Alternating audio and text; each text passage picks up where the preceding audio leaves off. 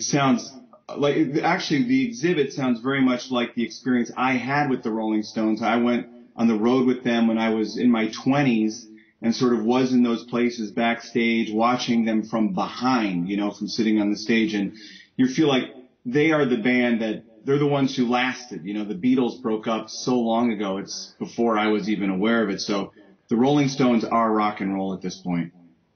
Yes, but Rich, your book is a pretty frank description of your relationship with them and their relationship with each other. And you suggest that perhaps they're a bit like a married couple who are only in it for the money. Is that how you describe the motive behind this exhibition as well?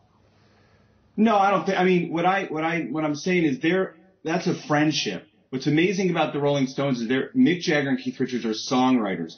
And what I was attracted to by them is that their songs sort of are an expression of their friendship. And at a certain point, those songs changed and became less urgent. And what happened is their friendship sort of dissolved in the late 1970s, I think. And the Rolling Stones actually broke up and they came back together. And you sort of wonder why people are back together. And I was sort of questioning, why are they still doing what they're doing? It's one of the great mysteries. They're, 60 years? And they're out there still doing it. So you have to, question. I always said it's like, you stay together for the kids. We're the kids. We're grown up. What do you think that the point of the Rolling Stones is today as they head through their 70s towards their 80s?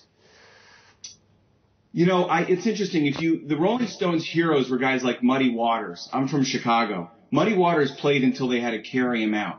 And the idea about Muddy Waters is he could sit in a chair with a guitar and make this incredible music. And that's Keith Richards in a way. But Mick Jagger is so about being physical, about moving, about his body, about sex. And as they get, Mick Jagger, I think, is a great-grandfather. And when a great-grandfather is kind of about sex, it brings up a whole new question. That's kind of about the baby boomers and the way they've sort of lived their lives, and it's fascinating to watch. To give him his due, he did make that joke when he was talking to our reporter, saying it's now a question of lock up your grandmothers. I mean, it's true. It's true. It's interesting. A long time ago, these were the same questions. When I was touring with them in the 90s, they were calling it the Geritol Tour and calling them the Strolling Bones. They were 49, 50 years old, my age now. And at the time, Keith Richards said, no one's ever taken it this far. Why not see how far it can actually be taken? And it's sort of like this. And what amazes me is whenever they're criticized, that's when they do their best work, when they have to I think of them as like a guy in a gunslinger in a Western who puts the guns back on and one more time goes back, down into the street and fights again.